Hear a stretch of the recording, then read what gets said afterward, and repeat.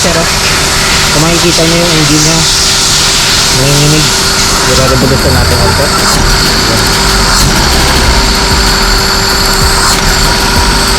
So pag nire-rev natin, lalo siyang tumatalak.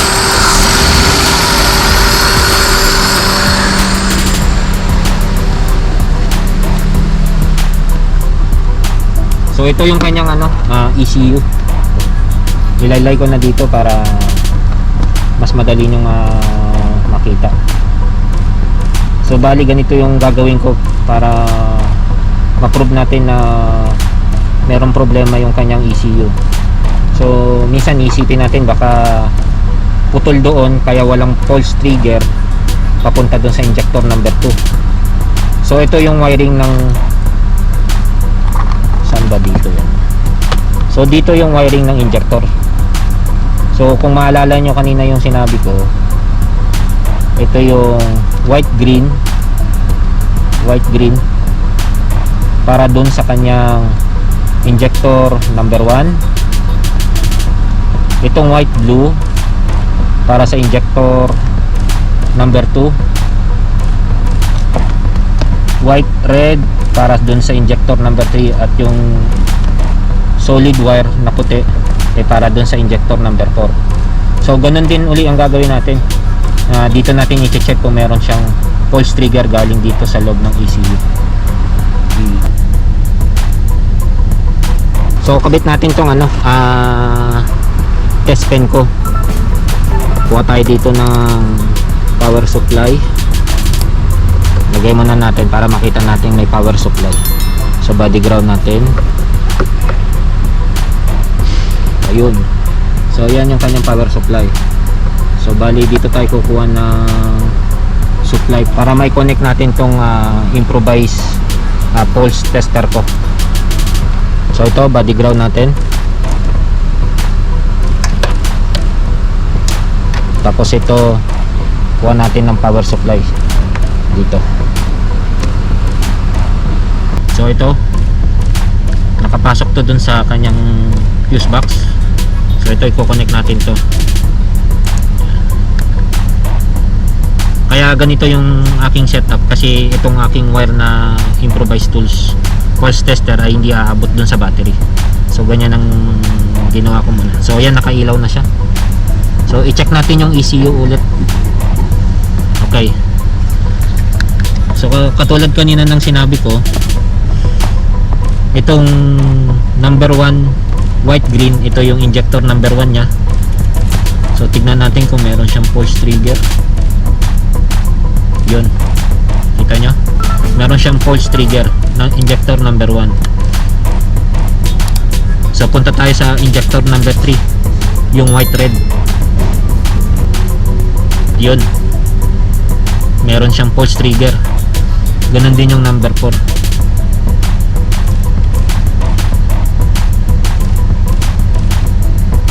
Nasok ko na. Yun, meron siya number 4, injector number 4, solid white.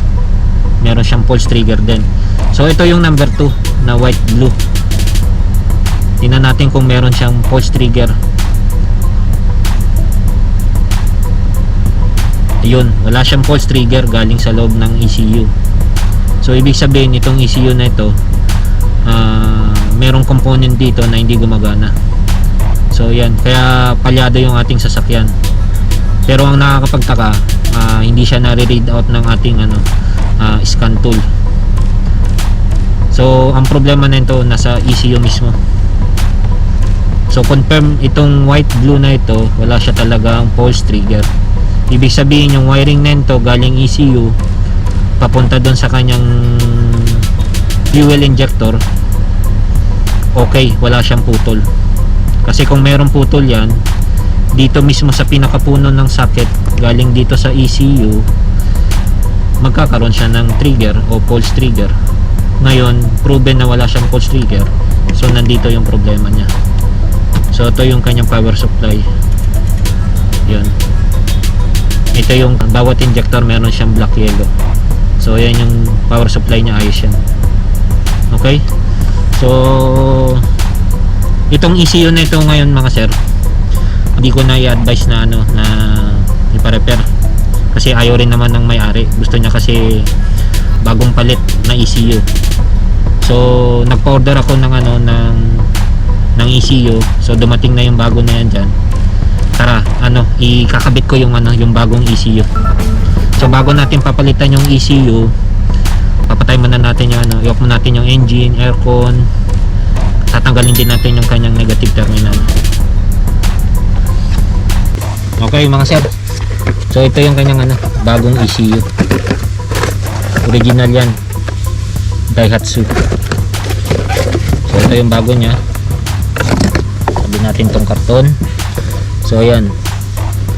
So ito yung ano, pagpapalitan. Ito yung bago. Tara, ikabit natin.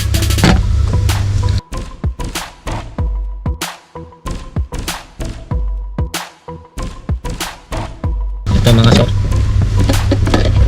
parehas na parehas yan, pati yung pin connector nya.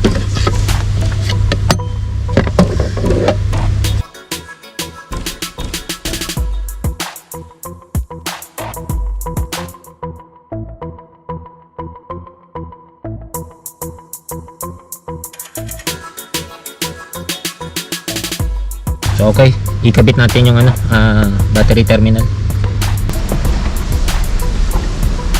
So ayan mga sir, nakakabit na yung battery terminal. Switch on natin yung sasakyan o yung engine nya. So yun, kung mapapansin nyo ngayon, meron na siyang engine warning light na nakalabas. I-off natin ulit, on natin. So ayan, di katulad kanina nung hindi pa natin na papalitan yung ECU, ayaw lumabas tong engine light. Supposed to be nakalabas siya every time na naka-on yung susi, and then pagka in-start natin, dun lang siya mawawala. So start natin yung sasakyan. So yun, sumabay siya sa pag start, nag-off din yung kanyang ano, warning light. So ngayon, i-check natin yung ano, yung engine niya sa labas.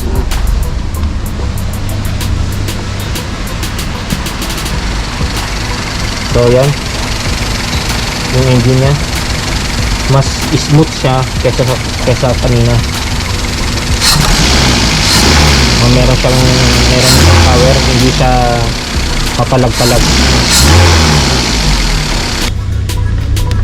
So yan, pag okay na yung engine mga sir, napalitan na natin to ng ECU, i-check natin ulit. So ito ulit, same procedure pa rin.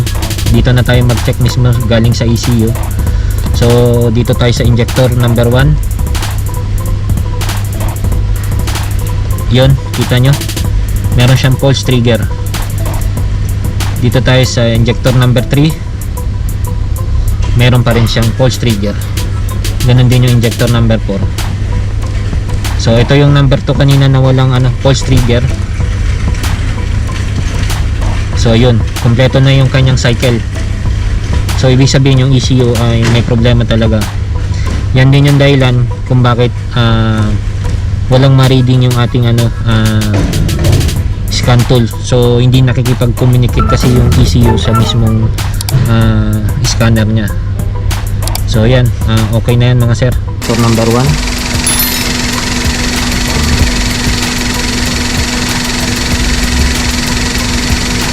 meron siyang pulse trigger. Dito sa injector number 2, meron na rin siya.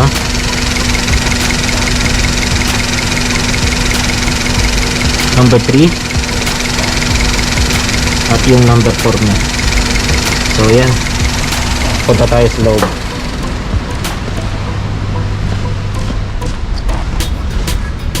So yan, i-on natin yung aircon. Yun, wala na siyang engine light. Off natin ulit, on. So wala, off, on. So wala, yung kanyang RPM nasa tamang tama lang. Off natin, bababa siya. On natin, bagyang tataas siya. Okay mga sir, palit tayo ng ano, ng scan tool. Ito yung ating ano, gagamitin. DS2 Daihatsu rin yan mga sir, kasi ginamit yung ating laptop kanina. Ito yung gagamitin natin. I-check natin yung sasakyan kung nakikipag-communicate na yung ECU dito sa ating DS2. During on, makikita nyo na mga sir, nakalabas na yung kanyang engine light. Di katulad no kanina, pag on wala siyang engine light. So start natin yung engine. So punta tayo dito, on board, engine, K3BE, model M301, period, next, without BSC. Dito tayo din.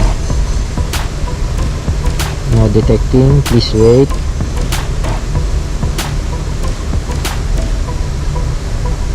Yun.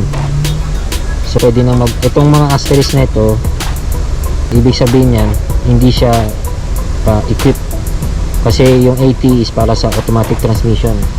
Manual transmission lang tayo, wala rin siyang ABS at saka immobilizer. So check natin tong AFI nya. So check natin DTC. Ayun, current DTC 0. So, ibig sabihin ngayon, yung ating bagong ECU nakikipag-communicate na dito sa ating scan tool. Bali ngayon okay na yung problema niyan. Wala siyang trouble code. And then i-on natin uli yung aircon. Ayun, off natin uli, on. Yan, makikita nyo hindi na lumabas uli yung engine light nya. So ibig sabihin yung control ng aircon nya nanggagaling pa rin doon sa ECU nya. So sa loob ng ECU na yun, maaaring may mga sirang chip component, kaya nagkakaroon ng error communication pag i-scan tool natin yung kanyang sasakyan. Okay mga sir, nga pala naibalik ko na lahat yan, pati dun sa harapan. Yan, steady na yung kanyang under, smooth.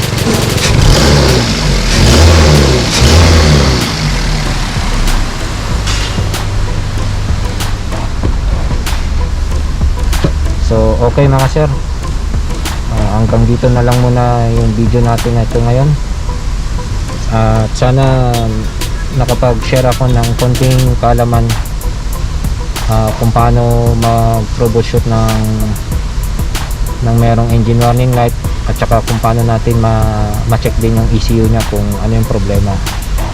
So sayang yung yung pinagpalitan ng customer dun sa kanyang sasakyan, yung ignition coil, kasi yung ignition coil niya totally hindi pa naman siya sira.